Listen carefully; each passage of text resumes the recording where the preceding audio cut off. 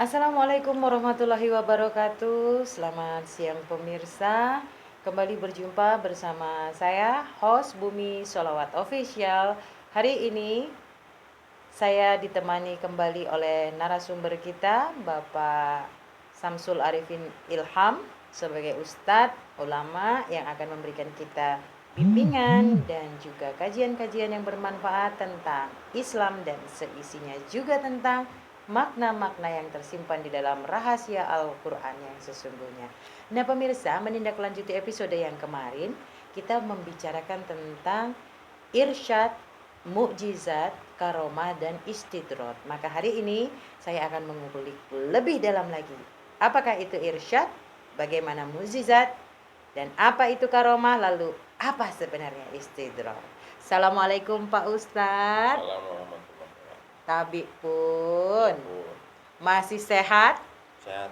Padahal cuaca hujan ya. Iya nih. Batuk pilek enggak? Alhamdulillah enggak sehat. Alhamdulillah enggak saya, tapi agak bindeng-bindeng sedikit pemirsa. Bindeng-bindeng. Oke deh. Di episode yang kemarin konten kita ini mengupas tentang spiritual di mata Islam. Nah, di dalam spiritualisme itu salah satunya yang kita sebutkan adalah irsyad, mukjizat, karomah, dan istidrot. Nah, seperti yang kemarin kita bahas Pak Ustadz, bahwa irsyad dalam tata bahasa berarti petunjuk. Sedangkan dalam bahasa lain bisa berarti hidayah, bisa berarti yang lain ya. Ada ilham, ada wahyu ya. Sebenarnya artinya sama ya. Oke. Dan irsyad itu hanya diberikan kepada para nabi ya. Nabi itu wahyu. Oh, nabi wahyu. Wahyu. Kalau irsyad? Irsyad ini umum. Umum. Justru malah ke umum ya. Umum. Oke. Nah, di sini kemarin saya sempat pertanyakan ini bahwa setelah irsyad itu diberikan, maka banyak umat di masa itu mempertanyakan kebenarannya, kan begitu. Jadi akhirnya menuntut pembuktian dari irsyad itu. Benarkah Tuhan ada? Intinya kan begitu kan? Karena adanya ajaran itu yang disampaikan. Dan pada akhirnya karena sebuah keimanan, sebuah kepercayaan yang sangat bulat kepada Allah Subhanahu wa taala, mungkin para nabi itu pada akhirnya menghajatkan irsyad itu agar dibuktikan. Dan di sini pemirsa, pada akhirnya terjadilah mukjizat, yaitu pembuktian dari sebuah petunjuk yang Allah berikan kepada para nabi di mata umat-umat atau kaum di saat era itu ya Pak Ustadz. Hanya dua hal yang terjadi, saya garis bawahi dua hal yang terjadi dari mukjizat, yaitu kebaikan dan penilaian buruk. Dalam arti kata kebaikan, saya pernah kupas bahwa kemungkinan kaum pada masa itu akhirnya percaya bahwa Allah itu nyata, Allah itu ada, dapat dipahami, dapat dirasakan, dan para nabi itu akhirnya mendapatkan banyak pengikut ya, banyak umat yang masuk Islam, begitu ya pada zaman itu ya. Dan keburukannya adalah mungkin sebagian menganggap para nabi ini seperti penyihir atau konotasinya dukun kalau zaman sekarang, benar nggak Pak Ustadz? Jadi tetap ada risikonya itu walaupun itu berasal dari Tuhan langsung. Ada, selalu itu kan menjadi ujian seorang nabi, seorang rasul. Bahkan kita sekarang ya. Iya. Nggak putus-putus itu. Nggak putus-putus. Jadi dihina, dicaci, dimaki, difitnah itu sudah biasa. Biasa itu, kan biasa itu. Namanya kehidupan ya gitu. Iya. Apalagi seorang yang membawa ajaran tuntunan ya. Pasti ada rintangan, ada yang menolak, ada yang mengingkari. Iya. Nah, ini irsyad dan mukjizat ini sudah terjadi sebelum zamannya Kanjeng Nabi kan? Iya, ya semua manusia. Nabi ya, semua manusia ya. Tapi tarafnya berbeda-beda. Maksudnya irsyad ini dalam manusia biasa dengan para nabi tentunya berbeda kan? Berbeda. Kalau di nabi namanya wahyu. Itu. Bentuknya seperti apa itu? Wahyu itu. Wahyu itu ada dalam riwayat itu, sahabat bertanya seperti apa wahyu datang kepada engkau wahai Rasulullah kan. Seperti suara lonceng, itu yang paling berat. Kalanya malaikat datang kemudian menyampaikan kepadaku apa yang disampaikan itu. Terus ada kalanya malaikat itu di ufuk, di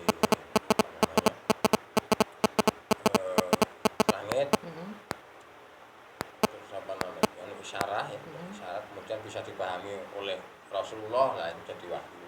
Jadi dibahasakan dengan bahasa Rasulullah, kemudian jadi Al-Quran dengan bilisanin Arabiyyin, mungkin dengan bahasa Arab. Ditulis dengan bahasa Arab. Itu dari ucapan dan perbuatan Kanjeng Nabi ya. Bukan, ini wahyu. Wahyu itu langsung dari Jibril, dari Allah, dari Jibril itu langsung ke Nabi, kemudian ditulis. Ada tim penulis wahyu, ada 12 orang penulis wahyu. Iya, karena Kanjeng Nabi sendiri tidak bisa iqra ya pada saat itu ya. Ya, itu kan gini, Rasulullah itu disebut Umi. Umi itu ada yang mengartikan Umi itu tidak bisa membaca dan menulis. Tapi saya lebih cenderung dengan pendapat Umi itu adalah orang yang sebelumnya tidak pernah membaca kitab-kitab yang terdahulu kayak Taurat, Injil itu beliau tidak pernah membaca dan mempelajari. Apakah Itu Taurat, Umi. Injil itu juga ditulis? Zabur itu juga ditulis sudah Ditulis. Tapi Rasulullah tidak pernah mempelajari itu, membaca itu tidak. Maka disebut Umi. Nabi Umi. Berarti nabi-nabi yang terdahulu justru bisa menulis atau ada kaumnya sendiri yang menulis? Nabi-nabi terdahulu apa ya nggak disebutkan di Al-Quran itu apa nabi yang Umi nggak disebutkan. Itu ya entah kalau sejarahnya gimana kurang paham. Umi dalam arti kata bahasa ini umi ibu atau umi buta? Umi buta. Umi buta. Buta dalam arti buta bukan buta merem atau bukan, tapi buta huruf gitu ya. Nah, ini yang saya jelaskan tadi yaitu Umi buta, bukan buta huruf atau buta angka, bukan, dalam arti tidak pernah membaca, sebelumnya tidak pernah membaca kitab-kitab terdahulu, kitab Taurat, Injil begitu. Tidak pernah mempelajari, tidak pernah. Itu pada usia berapa Kanjeng Nabi menerima wahyu itu? 40 tahun. 40 tahun justru. Wahyu itu berlangsung dengan beransur-ansur selama 23 tahun wahyu. Jadi kalau di Nabi wahyu, kalau di apa istilahnya umumnya irsyad. Irsyad, atau kalau di orang-orang soleh atau para wali, para ulama namanya ilham. Lalu kalau ke spiritualis, dalam arti kata orang-orang yang mempunyai pemahaman batin tentang kebesaran Allah, tentang ilmu Allah dan tentang semuanya yang mendekatkan dia, meyakinkan dia, menambah ketakwaan dia, keimanan dia dari semua apa yang Allah ciptakan itu. Lalu apa ini jenisnya kalau untuk orang-orang spiritualis seperti ini? Ya irsyad juga. Irsyad juga. Atau bisa disebut ilham, karena ilham itu fa'alhamaha fujuraha wa taqwaha. Itu malaikat yang menyampaikan ilham itu. Rasa ngerti atau rasa tahu itu ilham. Bisikan ilham itu kepada seseorang. Ada manusia ada dua. Ada ilham, itu berarti Allah lewat malaikat memberi pengetahuan langsung ke batin seseorang. Ada namanya muwaswis itu godaan apa ya, jin, godaan setan. Itu lewat bisikan atau gimana? Bisikan. Lewat bisikan. Kalau waswas atau muwaswis itu dari setan itu lewat bisikan. Nah, ini kan kalau irsyad itu adalah petunjuk yang diberikan oleh Allah melalui malaikat-malaikat Allah kepada para spiritualis juga atau orang-orang kebatinan ini dari dalam hati. Lalu bagaimana dengan orang-orang yang bisa melihat makhluk-makhluk halus? Itu masuknya apa tuh? Itu waswis atau gimana? Bukan, itu kelainan. Berarti punya kelainan. Abnormal intinya ya. Itu ada kelainan. Jadi sebenarnya ada nggak sih yang disebut mata batin itu? Ada, mata batin itu di agama ini ya disebut namanya basiroh. Ya. Basiroh. Lalu apa bedanya dengan mata ajna? Mata ajna itu apa itu? Mata ajna itu dalam istilah adalah mata ketiga. Ya mungkin itu, cuma istilah bahasa. Cuman beda aja ya. Basiroh, basroir. Nah, kalau dari kata basiroh ini berarti kan penglihatan Allah juga kan begitu. Penglihatan yang asalnya dari penglihatan Allah. Karena Allah yang maha basir kan? Iya, kita ketularan aja loh. Ketularan, bukan penyakit tapi ya. Bukan penyakit yang menular, tapi ini sebuah apa ya, Ini keistimewaan. Nah, ilmu anugerah Allah kita bisa melihat karena ketuhanan sifat maha melihatnya Allah. Lalu kenapa ini dibantah oleh para ulama? Yang Dalam mana arti ini? kata orang-orang spiritualis yang memang diberi irsyad melalui batin, kemudian ada kemampuan dengan mata batin atau mata ajna ini atau mata ketiga ini melihat sesuatu yang halus seperti itu dianggap bahwa itu halusinasi, bahwa dianggap itu adalah pemikirannya sendiri. Padahal sesungguhnya nafas saja kalau Allah nggak kasih izin nggak bisa napas kan. Seseorang menyampaikan sesuatu kalau Allah tidak memberikan izin, ini tentu tidak akan keluar gitu loh. Iya, itu ada juga di hadis, Pak. Ittaqu firasatal mu'min fa innahu yang guru binurillah. Takutlah kamu kepada firasatnya orang yang mukmin. Karena ia melihat dengan nur Allah, dengan cahaya Allah. Nah, golongan mukmin ini apakah hanya para ulama, apakah hanya orang-orang pondok, apakah hanya para habaib, para gus, Ya, para kiai? siapa saja yang beriman namanya mukmin, membenarkan Allah. Kan ada rukun iman tuh, membenarkan Allah, membenarkan kitab Allah, malaikat Allah, kitab Allah, Rasulullah, hari akhir, hari terus pondok, qadar, Takdir. Yang baik, yang buruk itu dari Allah itu diimani dengan Sepenuh hati. Syarat, iya. Kita itu memenuhi syarat rukun iman 6 ini namanya beriman. Itu garis bawahnya adalah beriman. Berarti selama ini yang saya sering lihat kejadiannya dan memang benar-benar nyata di sekitar kita semua, bahwa pemetaan golongan-golongan orang spiritual dengan ilmu kebatinan atas izin Allah mendapatkan irsyad yang diyakini bahwa itu petunjuk dari Allah, karena ini yang bergerak, ini yang merasakan, bukan waswish tadi ya. Was-was namanya. Was-was ya. Was-was itu khawatir loh Pak Ustadz. Was-was itu bisikan setan loh. Bukan dari hasil was-was kan seperti itu. Iya. Itu ada juga di Al-Quran disebutkan itu dalam surat An-Nur, namanya nurun ala nur. Nurun ala nur itu kan cahaya di atas cahaya, maksudnya seperti ini. Jadi orang yang sebelum diberi hidayah, diberi nur oleh Allah, dari Allah, itu sudah bercahaya, hatinya sudah bercahaya. Ya manusia yang kayak gini ya, inilah yang namanya yang punya apa tadi? Mata batin atau mata ajna. Karena jernih, hatinya, batinnya bening, imajinasinya bagus seperti itu. Itu. Dan saya yakini bahwa tidak ada satu manusia pun yang bisa menjaga hatinya sendiri kecuali Allah sendiri yang menghendaki menjaga hati orang itu agar tetap istiqomah. Iya, cuman gini, kapan Allah itu menghendaki hati seseorang? Nah, ini yang harus digali. Istiqomah itu kan ada anggaran-anggaran, ada patokan-patokannya, ada seperti itu loh. Ada syarat-syaratnya. Salah satunya? Ya tentunya kan ada, Allah tidak memberi hidayah kepada orang yang zalim, kepada orang yang kafir, kepada orang yang itu.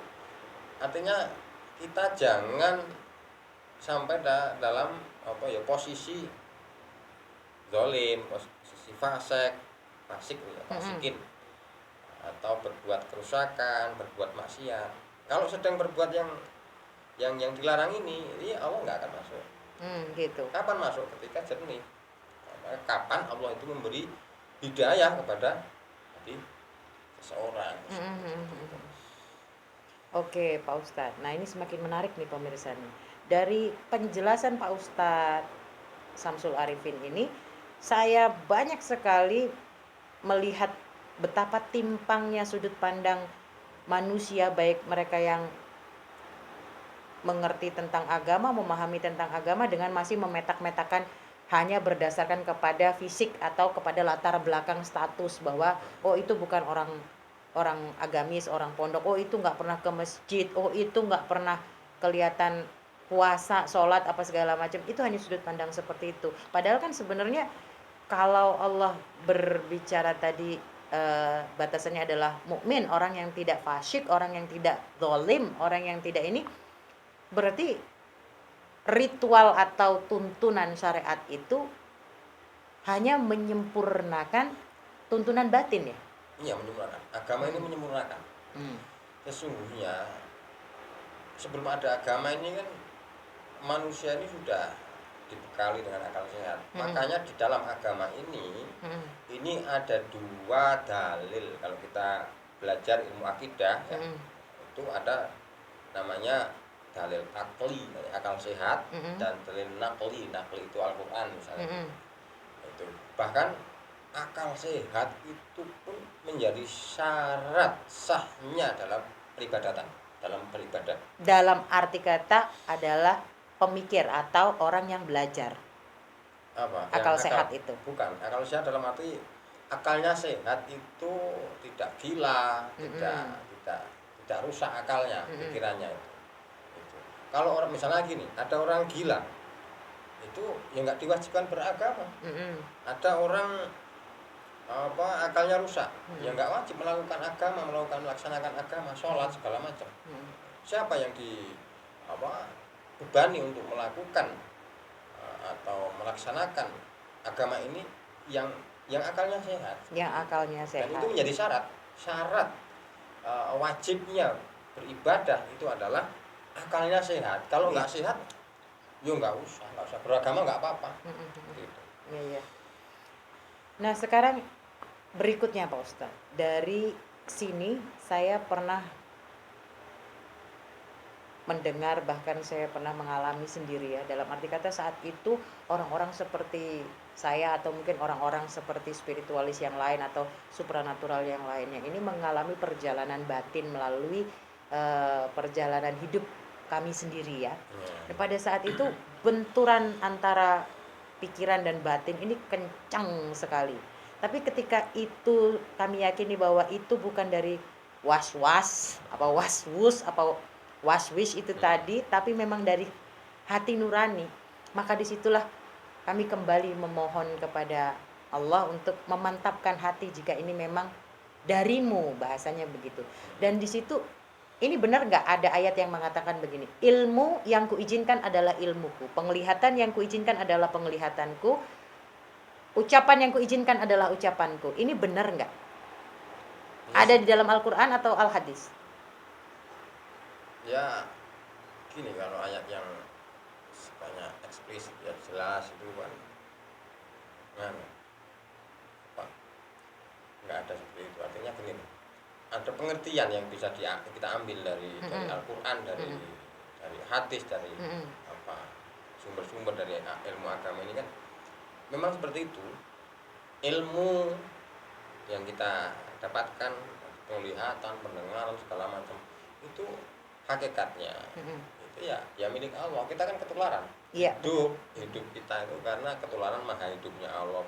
Kita melihat karena ketularan Allah maha melihat. Kita mendengar, kita berilmu karena ketularan pendengaran dan ilmu Allah. Berarti garis besarnya kan di sini Allah ingin mengatakan bahwa tidak ada apapun terjadi atas dunia yang kuciptakan dan makhluk yang kuciptakan selain berasal dariku, kan kata Allah kan begitu. Semua dari Allah. Allah itu kan ibarat pelita. Makhluk itu cahaya, kan gambarannya seperti itu. Ulama salaf dulu menggambarkan seperti itu. Iya. Lalu kenapa untuk orang-orang yang berbasic ilmu kebatinan atau ilmu hakikat katanya dalam Islam ya, ilmu tasawuf, ilmu hakikat, ilmu ma'rifat seperti ini dikatakan orang-orang yang tidak bisa dipercaya karena hanya menjelaskan sesuatu berdasarkan opininya sendiri.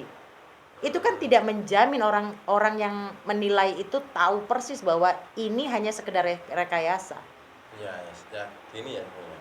Memang yang diangkat ya, kayak di riwayat-riwayat itu, yang diangkat itu ya yang sifatnya mimpi itu malah diangkat. Misalnya seorang ulama, seorang soleh itu mimpi bahwa memimikan si fulan ini setelah meninggal dunia, kemudian di alam kubur itu, di alam sana dimuliakan oleh Allah, seperti itu. Kemudian mimpi itu bisa diangkat, bahkan ditulis seperti itu. Lalu apa yang menjamin mimpi itu? Padahal mimpi itu satu katanya ada yang bunga tidur, yang kedua memang ada yang isyarah, bahasanya begitu kan, petunjuk kan. Yang ketiga, lihat jam-jam mimpinya. Lah kalau mimpi di siang bolong, Pak Yai. Lah, mimpi itu kan gini. Jadi mimpi itu enggak sembarang si pemimpinya, yang mimpi itu kan ulama, yang diangkat ini mimpinya orang-orang soleh, orang soleh, mimpi ulama. Apa hanya ulama aja yang tercatat sebagai Ya, orang soleh? Ya belum tentu. Nah, Belum tentu ulama. Terus apa namanya mimpinya ini kan kenapa dibenarkan? Itu karena mimpi ini sifat kenabian yang 46 ya, itu ya tinggal satu ya, itu mimpi yang benar. Dan itu mimpi yang diperoleh dari orang-orang soleh. Lalu bagaimana dengan orang-orang al-mukmin yang dibilang orang-orang spiritualis atau orang-orang kebatinan yang mendapatkan ilmu tauhid atau ilmu hakikat ini dari Allah sendiri, yang memberikan petunjuk adalah Allah sendiri dan diyakini dari hati nurani. Itu kan hanya terjadi atas dirinya, tidak bisa dibuktikan. Mimpi para ulama juga ini tidak bisa dibuktikan oleh orang lain. Yang meyakini ya ulama itu kan. Ya ulama, dan setelah diceritakan Nah, ulama yang nah lain ini nih. menyimpulkan. Nah, setelah diceritakan, sekarang kalau misalnya orang seperti saya yang menceritakan perjalanan saya hingga saya dikasih lihat alam-alam lain gitu kan, terus ada Arab gundul yang dateng yang saya nggak bisa baca, lalu tiba-tiba diuraikan terjemahannya apa segala macam dalam kondisi saya sadar seperti ini kan nggak bisa dipercaya karena nggak bisa dibuktikan. Iya, itu kan apa enggak. Jadi karena sudah aturan sebut apa ya, metode ya. Jadi ada ukurannya kan seperti itu. Ya banyak sih para spiritualis ya yang seperti itu, punya penglihatan gini gitu kan, seperti itu. Itu ya mungkin kalau untuk pribadi, untuk kalangan sendiri ya sah-sah saja. Cuma kan ini untuk apa yang menjadi landasan untuk nantinya sebagai seorang para ulama, para public figure, sehingga nantinya menjadi sebagai tuntunan. Itu kan harus ada apa namanya, patokan-patokannya, Iya. batasan-batasan. Tapi ini yang ingin saya sampaikan Pak Kiai ya, selagi seseorang itu tidak memandang siapapun itu, membuka kebenaran tentang Allah, memuliakan nabinya, memuliakan ajarannya, memuliakan agamanya, ya, saya rasa itu sebuah ilmu yang hak, dan orang itu tentu orang baik, ya kan, tidak terlepas dari apapun statusnya loh. Iya, tapi gini juga, memang mengkotak-kotak, terlalu mengkotak-kotak tanpa apa namanya ada dasar yang benar itu kan ya yang kurang bagus. Tapi juga ini memang harus dipisah-pisah antara yang hak yang batil itu, harus bisa. Agama ini memang ini memang sudah didesain, sudah ditata sedemikian rupa ini untuk memisahkan supaya enggak apa ya, nantinya enggak terjadi ambigu, enggak terjadi orang awam itu bingung ini yang mana ini kan, seperti itu. Makanya mana yang ulama, mana yang dukun gitu ya. Cuman dipisah. Nah, yang beriman itu harus menepi rukun iman yang ini. Kalau enggak berarti imannya ya kurang gitu. Ada seperti itu. Berarti kan patokannya gini, kalau kiai ya jadi kiai aja, jangan jadi dukun gitu. Kalau jadi dukun aja, jangan jadi kiai gitu kan. Tapi kiai juga spiritualis. Pengakuan. Kalau kiai itu juga spiritualis, tapi kalau spiritualis belum tentu kiai. Ya, kan nggak adil. Loh, bisa juga jadi kiai. Bisa juga jadi, tapi nggak dipercaya. Kalau basicnya kiai terus jadi spiritualis dipercaya, tapi spiritualis jadi kiai nggak dipercaya. Enggak, spiritualis kan bagian dari agama tadi. Iya, itu kalau bagi Pak Ustadz yang paham. Nah, bagi orang-orang yang suka mendoktrin sesuatu, menjudge sesuatu dengan seenaknya sendiri karena merasa dirinya sudah tahu ini agamanya begini, oh ini orang sesat, oh ini orang begini. Ini nauzubillah min dzalik, kalau kata saya ya, siapa dirimu gitu yang bisa menjudge bahwa makhluk ciptaan Allah yang lain itu sesat, sementara rahasia Allah sendiri berlaku untuk siapapun yang Allah kehendaki. Panitia kehidupan berarti. Panitia kehidupan. Enggak, tapi gini juga, spiritualis ya. Kan ada ya amalan lagi ya. Apa ya, ritual lah ya, ritual yang itu kan ada batasan gitu. Ya. Yang dibaca itu apa, bacaan yang kira-kira itu menyebutkan Allah apa enggak, yang dilarang agama apa enggak. Nah, ini kita kupas lagi nih Pak Ustadz. Untuk gerakan atau ritual yang memang sesat, ini kan tentu kita bisa saksikan dengan mata telanjang. kita bisa nalar dengan logika kita gitu. Tapi untuk orang-orang spiritualis yang memang selalu menjaga lisannya dan membicarakan kebenaran tentang Tuhannya, mengajarkan untuk lebih beriman, mengajarkan untuk lebih tawaduk, mengajarkan untuk lebih istiqomah dengan keyakinan apa sih. Ini nggak bisa tergolong sesat loh. Jangan dipukul rata semua gitu loh maksud saya. Sebetulnya ya kalau kita bedah sebetulnya ya nggak semua katakanlah dukun itu sesat. Seperti itu sebetulnya. Seperti itu. Banyak kawan saya itu banyak yang dukun loh. Itu Gitu ya. baik-baik semua. Oh gitu ya. Sholat mereka. Saya Bukan karena kalau misalnya Mbak Yaya ada masalah terus dia bantuin gitu bukan ya? Bukan. Kalau dia juga kalau dia sholat, dia bacaannya apa? Saya tanya. Oh ini. Oh bagus ini. Ya agak kejawen agak apa kan itu. Tapi ya ini nggak melanggar ini kan begitu. Terus cara ritualnya kayak mana? Gini. Wah aman. Yang disebut syirik, perbuatan menduakan menjadikan Allah Fasik. itu jangan, bukan fasik, ini syirik. Menduakan Allah. Katanya dukun itu syirik gini kan karena menduakan Allah sangat. Itu ini apa namanya? Jangankan itu. Lah ini ATM bisa jadi syirik kita. Iya benar iya. Apa anak, istri, dunia yang kita cintai bisa jadi jika kita lebih mencintai makhluknya kalau dibedahkan seperti itu. Iya benar. Oke deh, semakin seru ya Mbak Yai. Pemirsa, semakin dalam kita kupas masalah spiritual di mata Islam, ternyata semakin jelas saya dapatkan ilmu pengetahuan bahwa sesungguhnya tidak semua spiritualis atau tidak semua supranatural itu sesat. Karena sesungguhnya ilmu itu jika Allah sendiri yang menghadiahkan kepada umatnya dalam bentuk hidayah atau mungkin petunjuk ya, jika itu berasal dari hati nurani dan tidak mengingkari ajaran agama Allah, jika tuntunan dari nabimu, maka yakinilah bahwa itu petunjuk atas kehendak Allahmu sendiri, kecuali waswus itu tadi. Was ya. Iya. Minal jinati. Oke deh, minum dulu Pak Ustadz biar nggak kering kerongkongannya.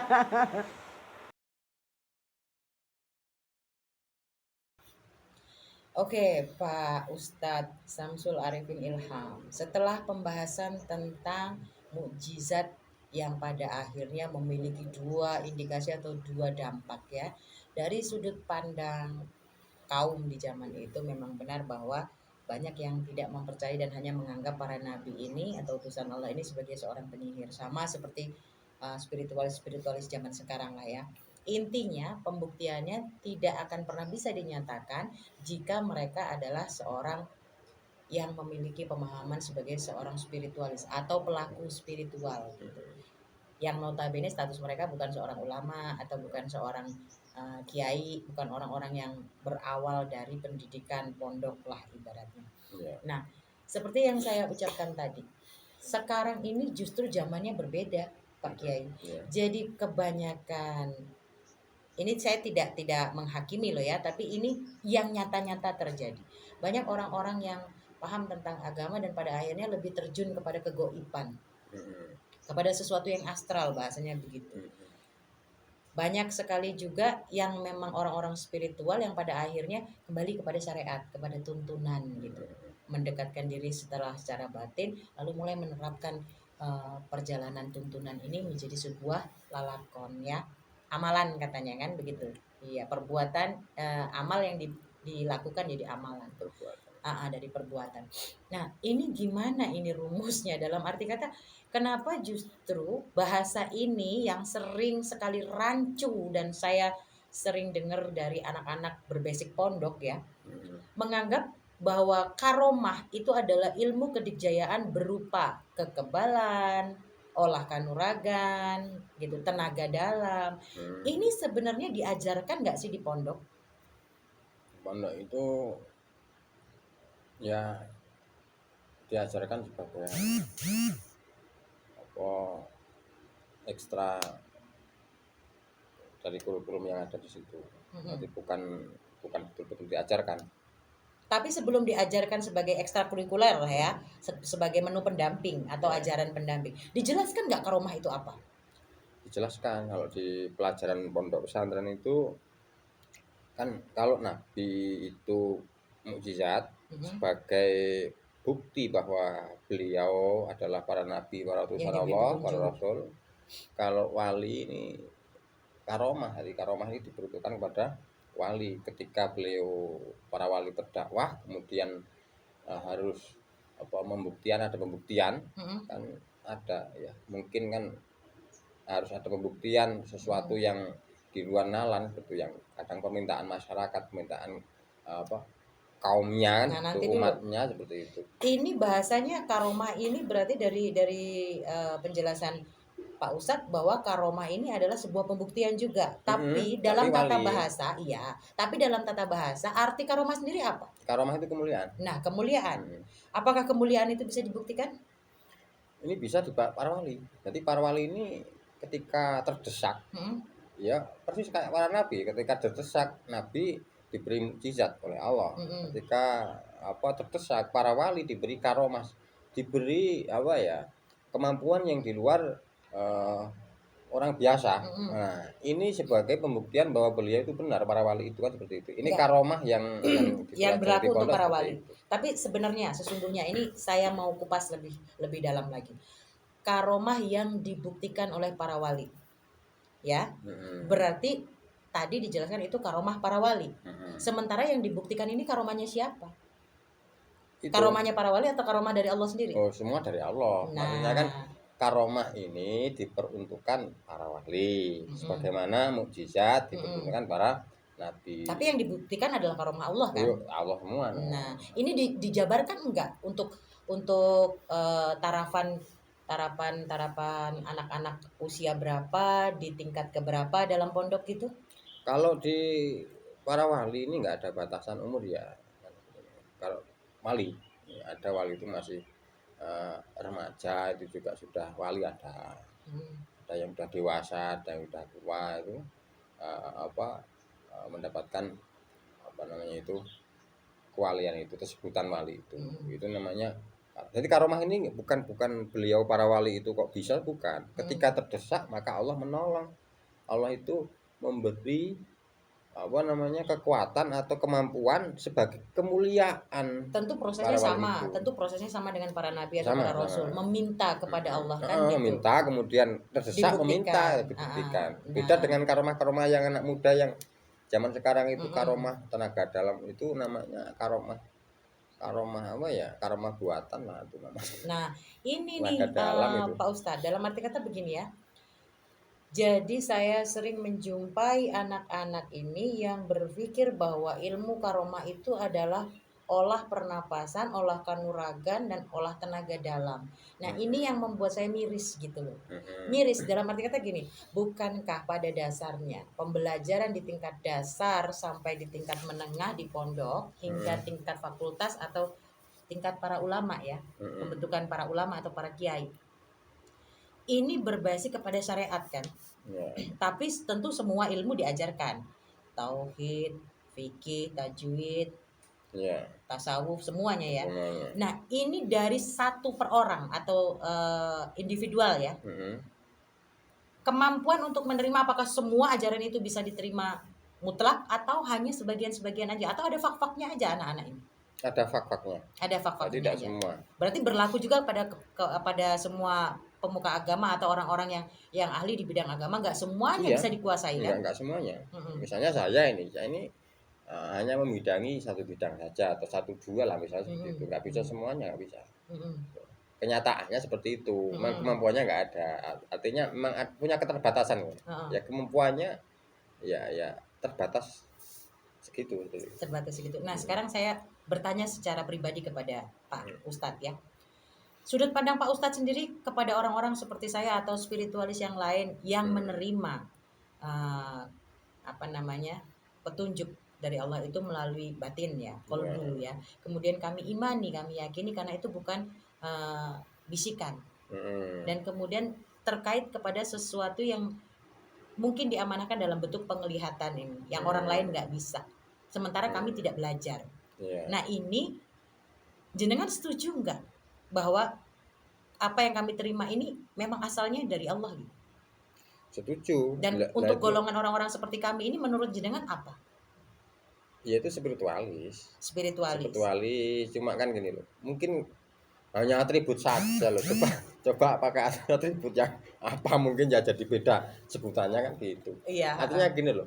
Yang diingkari agama ini, yang ditolak agama ini adalah yang dari setan. Setan itu kan sesuatu yang nakal, sesuatu yang jahat ya, baik dari manusia maupun dari jin yang mengajak kepada kemungkaran, kepada kekejian, itu namanya setan. Alladzi yuwaswisu fi sudurin nas minal jinnati wan nas. Sayatinal insi wal jin, setan dari manusia dan jin. Yang membisikkan di telinga kita, baik dari golongan jin maupun dari golongan manusia kan itu yang ditolak. Ini sebenarnya saya mau tanya lagi nih, agak lucu ya Pak Ustadz ya. Sekarang gini, manusia pada dasarnya melihat pocong aja, melihat kuntilanak atau dengar suaranya aja, ya itu sudah lari. Dari mana mereka mau bisikin gitu? Itu fobia loh itu. Namanya kayak misalnya ada orang itu takut sama ular ya, takut sama ulet, takut sama apa ketinggian, kayak gitu aja itu. Nah ini kan gini, nggak semua spiritualis ya, nggak semuanya. Ya ada orang awam aja yang kadang ditemui dengan makhluk-makhluk seperti itu yang menyerupai seperti pocong. Itu kan gambaran pemikiran mereka. Pemikiran seperti mereka. itu. Tapi gimana mau dibisikin? Katanya dirayu, dibisikin tuh sama jin seperti itu ya. Lah orang ngelihat aja atau dengar suaranya juga kabur gitu. Lah itu kan mau medhi toh hantu, bukan setan handal. Kalau setan yang bisik ini setan kelas menengah Kelas ke handal atas. ya. Yang suka bisik-bisik tetangga. Berarti tetangga yang suka bisik-bisik I- aib orang lain itu juga Setan, setan loh, itu bener ya. setan dari manusia loh. Iya benar. Saya kenal insi wal jin. Kenapa ketika saya kenal insi wal jin manusia, setan dari manusia disebut duluan ya karena apa ya, sesuatu yang lebih keras itu lebih Nyata ya. berdampak gitu.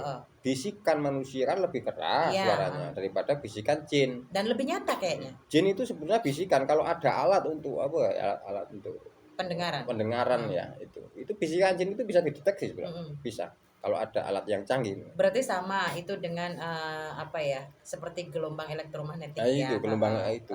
Dunia astral itu memang benar ada. Jadi pergesekan dalam bentuk cahaya, dalam bentuk Iya. gelombang itu memang ada. Kalau Benar. kayak perwujudan misalnya ada sosok jin gitu ya. Itu kalau kita pakai apa ya, kamera yang apa, Infrared ya. infrared itu bisa karena apa, pemancaran gelombang panas itu Iya kan benar. ketangkep. Tapi Bisa. sesungguhnya ada nggak sih manusia yang melihat jin yang sebenarnya? Ada katanya, kata kawan saya itu yang dukung-dukung katanya melihat jin gitu. Tapi kalau kata saya sering melihat jin bahkan setiap hari. Yaitu tadi dalam wujud manusia itu tadi. Setan bukan jin itu jin. Jadi sebenarnya gini, benar nggak sih bahwa sesungguhnya Allah itu menciptakan manusia lebih sempurna dari makhluk yang lainnya? Karena apa? Sebenarnya inti yang membentuk manusia itu, ini yang saya pahami loh ya.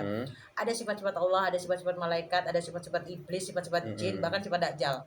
Maka itu intinya beragam di situ. Tinggal manusianya sendiri memilih mau bersifat mengamalkan sifat malaikat atau sifat Allah sendiri dan memahami sifat-sifat itu ada dalam dirinya atau lebih mengikuti sifat-sifat buruk itu. Iya, manusia itu yang paling sempurna, yang paling lengkap komponennya, onderdinya. Tapi nyatanya paling nggak memahami kesempurnaannya. Iya, banyak yang nggak memahami. Kan gini, makhluk itu yang pertama ya Allah menciptakan itu malaikat. Itu ada yang memperkirakan itu kemungkinan bareng dengan terciptanya jagat raya alam semesta. Karena apa namanya si bahan dasar malaikat inilah yang bisa apa, membentuk alam semesta itu. Terus nomor 2 itu jin. Jin itu waljan, khalaqna min qablu min naris samum. Jin ini diciptakan sebelum Adam, sebelum manusia, sebelum bashar ya. Oke, ini tadi penjelasan Pak Ustadz bahwa jin diciptakan jauh sebelum manusia diciptakan. Lalu kalau iblis, lebih dulu iblis atau jin? Iblis yang disebutkan di Al-Quran itu toh. Iblis itu karena menal jin. Iblis itu dari golongan jin. Jadi kan golongan malaikat. Terus jin. Nah, iblis ini dari golongan jin. Terus manusia. Terus hewan. Terus tumbuh-tumbuhan. Terus benda mati. Ini ciptaan ada 6. Lalu yang dikatakan bahwa tadinya iblis itu adalah bendahara malaikat, berarti kan tergolong malaikat juga. Dia di kumpulan malaikat. Ada banyak riwayat ya. Sebelum dia dijadikan iblis kan dia bendahara malaikat. Tapi dia dari golongan jin. Oh, gitu. Dari golongan jin. Kan ada riwayat itu ya. Iblis ini namanya Izazil atau Azazil ya. Mm. Ini ada dalam riwayat itu dia itu beribadah 1000 tahun, kemudian naik ke langit ke-1 1000 tahun, beribadah sampai langit kedua, langit ketiga, langit ketujuh kumpul bersama malaikat seperti Mm. itu. Itu dalam riwayat seperti itu dalam riwayat. Lalu bagaimana? Apakah di dalam riwayat atau di dalam Al-Quran ini dijelaskan bagaimana sejenis jin, ya, sebangsa jin bisa naik derajat menjadi setara bahkan lebih menjadi bendahara malaikat gitu loh. Itu Ada nggak karena penjelasannya? ini di riwayat loh. Iya di Di riwayat. riwayat ada seperti itu. Jadi karena ibadahnya, sujudnya sama Allah itu ribuan tahun. Bahkan paling alim atau paling banyak ilmunya itu iblis atau Izazil itu tadi, kata riwayat kan seperti itu. Hmm. Ini kan ini nanti akan apa merembet, akan menjalar ke permasalahan Nabi Adam segala macam. Ini panjang ceritanya kalau kita ngomongin iblis tadi. Ya, tapi yang paling penting di sini iblis itu Al-Quran itu menegaskan iblis yang disebutkan yang disuruh sujud kepada Nabi Adam tapi enggan bersujud, itu iblis itu dari golongan jin. Karena minal jin, ada di surat Al-A'raf gitu ya. Karena minal jinni fa fasaqo an amri rabbih. Dia dari golongan jin, kemudian dia itu menolak apa perintah Tuhannya seperti itu. Gitu. Iblis itu. Berarti sebenarnya jin ini jika beribadah dengan sempurna kepada Allah naik pada tingkatan-tingkatan tertentu bisa kembali ke bisa masuk ke dalam golongan malaikat. Ya tetap jin, tapi cuma derajatnya. Derajatnya. Tetap jin. Dari jin tetap jin. Beda dengan malaikat. Malaikat itu ya malaikat, nggak punya pembangkangan, nafsunya layak sunallaha ma amarohum wa yaf'aluna ma yu'marun, selalu taat terus apa yang diperintahkan dan menjauhi apa yang dilarang. Itu sifat malaikat seperti itu. Nah, berarti tadi dari penjabaran Pak Ustadz bahwa dari malaikat-malaikat inilah, nur-nur malaikat inilah yang membentuk semesta ya. Dari mulai hewan sampai benda mati. Berarti termasuk batu juga ada Iya, malaikat. ada. Ini unsurnya malaikat Iya, loh. unsur malaikat. Jadi bahan dasar malaikat. Nah, cuma kan ada juga malaikat yang sudah jadi malaikat. Gitu kan. Ada malaikat namanya malaikat Jibril, Mikail, Israfil, Izrail, nah, itu kan empat malaikat itu. Itu diakhiri ilmu. Saya ini belajar di ilmu masalah ilmu apa ya, Wifik saya pernah belajar itu ternyata di situ nama malaikat apa ulia namanya, malaikat atas, malaikat yang bekerja di skala positif ya. Itu namanya diakhiri dengan iyil. Jadi makanya gini, kalau malaikat itu ya diakhiri il gitu.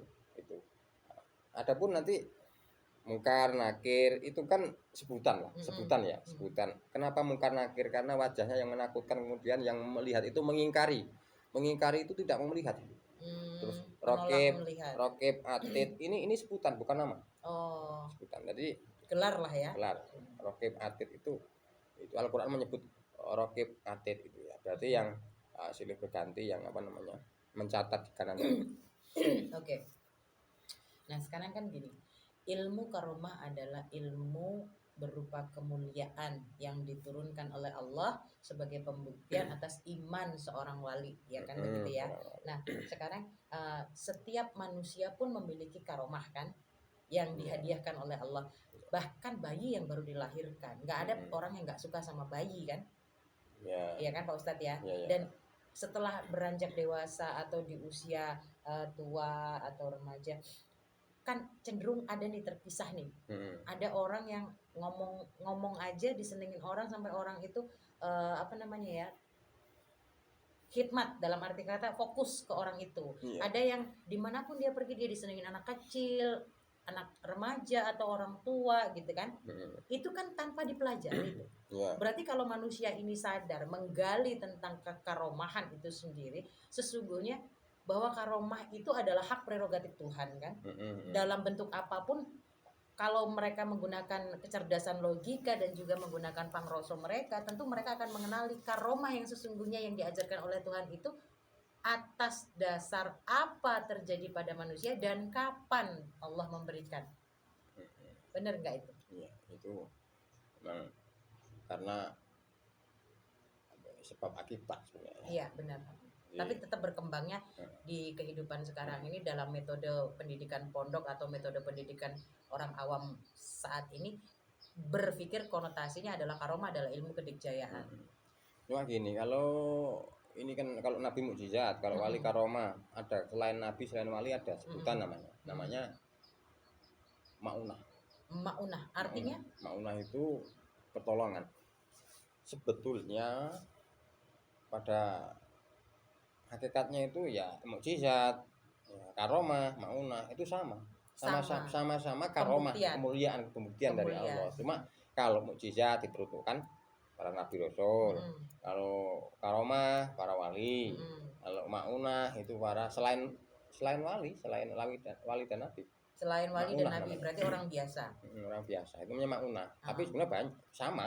sama sebenarnya. Lalu istidrot. Banyak yang mengatakan bahwa istilah istidrot ini adalah bersekutu. Benar nggak? Dalam tata bahasa. Istidroj ini Mm-mm. dalam tata bahasa, dari sisi bahasa istidroj itu namanya, bahasa Jawa itu pengelulu ya apa ya?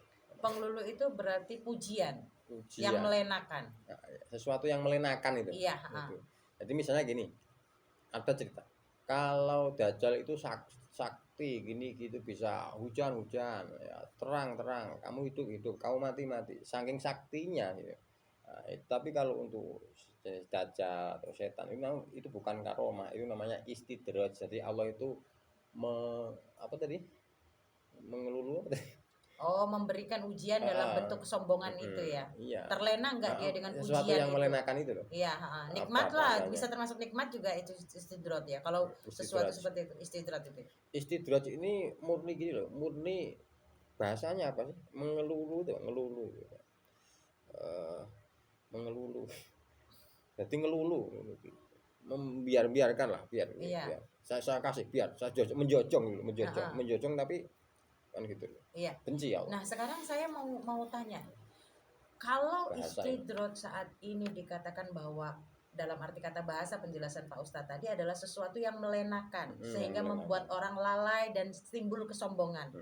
Berarti banyak sekali yang tergolong istidrot dalam notabene atau arti kata lain bukan seorang spiritual atau bukan seorang supranatural. Contohnya, Allah itu kan memberikan hidayah, petunjuk ataupun apapun untuk manusia yang bukan wali, bukan nabi, bukan rasul ya. Ya. Itu kan pesan-pesan Allah itu bisa dalam bentuk ujian, bisa dalam bentuk cobaan, juga bisa dalam bentuk kenikmatan ya. Ya. Berarti kalau orang yang diberikan kekayaan, derajat yang tinggi ya, terus jabatan gitu kan, kehormatan itu. Nah, lalu terlena oleh itu semua dan akhirnya menjadi sombong, menganggap yang lain lebih kecil. Termasuk termasuk orang-orang yang katanya ahli agama nih, yang menganggap seorang spiritualis atau orang yang kebatinan ini lebih buruk dari dirinya. Ini berarti orang-orang ini notabene tergolong istidrot semua dong. Bisa itu. Bisa kan? Yang selamat dari istidroj ini cuma nabi. Jadi di level di bawah nabi itu kayak wali itu banyak yang lepas. Berarti ini yang termasuk 70 yang disesatkan itu tadi. Bisa 70 jadi. golongan. Bisa jadi. Pukul rata siapapun mereka. Ini kecuali nabi loh ya. Kalau nabi itu memang dikhususkan oleh Allah dan dijaga, itu sudah jaminan. Dan memang sudah diuji, nabi sudah diuji. Ini perjalanan spiritual saya ya. Kita bicara sebagai perbandingan untuk saya belajar ya, Pak Ustadz. Dalam arti kata begini. Dari semua nabi yang paling dekat dengan Allah atau surganya ya, dan paling mencintai Allah adalah Ibrahim alaihissalam. Tapi kenapa Allah sangat-sangat mencintai Nabi Muhammad hingga mendapat gelar bahwa seseorang yang sangat dicintai oleh Allah ini menjadi kekasih ya. Kalimat kekasih ini jika ditelan mentah-mentah, maaf, tentu akan berlawanan dengan ucapan yang mengatakan bahwa Allah tidak beranak, tidak diperanakan, dan tidak ada siapapun yang setara dengannya, baik kekasih, baik siapapun lah ibaratnya ya. Nah, sama dengan ini. dibeli gelar kekasih Allah ini tidak salah karena apa? Allah mencintai dia. Mm-mm. Notabene catatan saya dalam perjalanan pemahaman batin saya kepada agama Allah ini, kenapa Allah lebih mencintai Rasulullah dibanding Ibrahim? Allah mencintai semuanya, tapi Allah lebih sangat mencintai Rasulullah. Iya. Ternyata hanya satu inti, Mm-mm.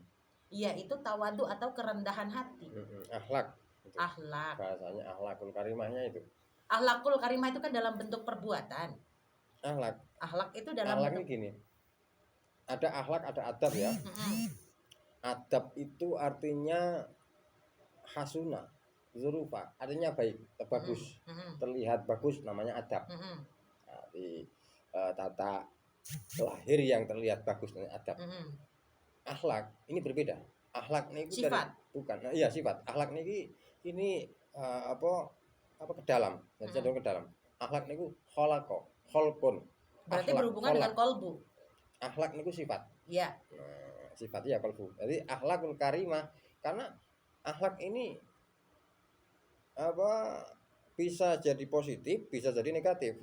Yang dibawa Rasulullah ini al akhlakul karimah. Karena ada selain akhlak karimah, akhlakul mazmumah.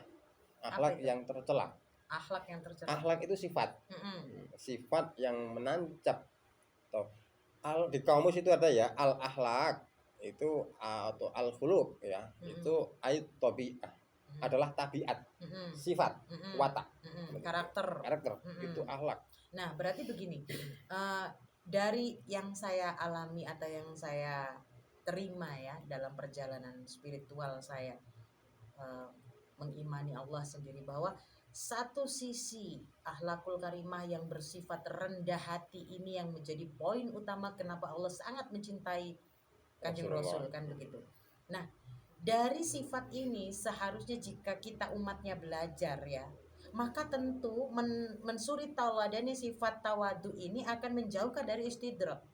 Ya kan, benar kan? Ya, benar. Tapi nyatanya tidak yang buta agama, tidak yang setengah-setengah, tidak yang ahli agama masih terjebak dengan istidrak. Berarti kan pemahaman ini nih masih belum meresap. Iya, cuma kan gini ya, timbangannya itu orang itu yang tahu dan yang nggak tahu itu tetap lebih selamat yang tahu kan gitu loh. Walaupun toh yang tahu pun belum tentu selamat. Belum tentu gitu. selamat. Hanya Allah yang maha tahu ya. Timbangannya kan seperti itu. Jadi itu. Oke. Jadi pemirsa dimanapun Anda berada, di sini saya harap apa yang saya buka bersama Pak Ustadz Syamsul Arifin Ilham hari ini dan konten di waktu kemarin tentang irsyad, mukjizat, karomah dan istidrat ini dapat memperjelas pengetahuan Anda secara logika dan secara nurani. Bagaimana pengertian yang sesungguhnya dari sebuah irsyad atau petunjuk, kemudian mukjizat, karomah dan istidrat, lalu bagaimana pengamalannya dan sebatas apa manusia di zaman kita ini menghakimi orang lain dengan sekedar pengetahuannya sendiri atau penilaiannya sendiri, meskipun mereka adalah orang-orang yang paham dengan ajaran-ajaran Allah sendiri, tapi tetap mengkotak-kotakkan jenis manusia dalam ibadah orang itu hanya karena status. Dan sungguh bagi kita semua yang masih merasa sombong dengan apa yang kita miliki hari ini, sebenarnya kita lalai. Ya Pak Ustadz ya, kita lalai bahwa apapun itu tetap berasal dari Tuhan yang Maha Esa atau Allah Subhanahu wa Ta'ala, dan tidak ada yang mampu setara dengannya. Jadi jika pengakuan itu masih ada di diri Anda, jangan pernah mengatakan bahwa Anda orang al-amin atau orang beriman ya Pak Ustadz ya. Saya berharap saya diselamatkan oleh Allah dengan Allah menjaga hati saya dan tentunya juga Pak Ustadz, agar saya tidak menyesatkan diri saya, anak keturunan saya, leluhur saya, orang tua saya, bahkan agama saya dan umat. Proses belajar tidak menutup kemungkinan untuk belajar dari media apapun, dunia apapun, kepada siapapun, karena kepada batu sekalipun kita dapat belajar. Dari alam kita dapat belajar, karena ilmu Allah itu sangat-sangat luas. Jadi jangan bosan-bosan untuk mencari jawaban tapi pusatkan pada hati nuranimu dan kembangkan pertanyaan itu dalam logikamu. Itulah orang-orang yang cerdas dalam memahami ajaran-ajaran Allah, isi Al-Quran Allah, kitab-kitab Allah. Karena sesungguhnya banyak sekali yang mampu menyelamatkan kita dari hal-hal yang menyimpang, termasuk dari ajaran Al-Quran sendiri yang tidak diterjemahkan dengan sempurna dan hanya dikiaskan. Benar ya Pak Ustadz ya. Terima kasih banyak Pak Ustadz untuk waktunya, untuk keikhlasannya membimbing saya selaku host Bumi Sholawat Official. Saya banyak sekali belajar dan lebih mantap lagi kepada apa yang saya alami dan apa yang telah saya jalani sebagai perjalanan spiritual saya. Saya tidak malu mengatakan bahwa saya seorang spiritualis karena itu adalah cara saya mendekat dengan Tuhan meskipun tidak bisa dibuktikan kepada orang lain. Ya, Pak Ustadz.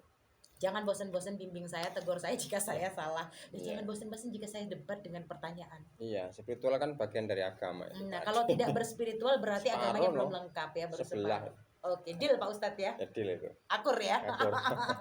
Oke pemirsa, cukup sekian jumpa kita di siang hari ini dalam acara podcast Bumi Sholawat Official bersama Ustadz Samsul Arifin Ilham. Lain kali kita akan sambung kembali dengan tema-tema yang lebih menggelitik urat nadi Anda, jiwa dan nurani Anda, serta logika Anda semua. Sampai jumpa. Wassalamualaikum warahmatullahi wabarakatuh.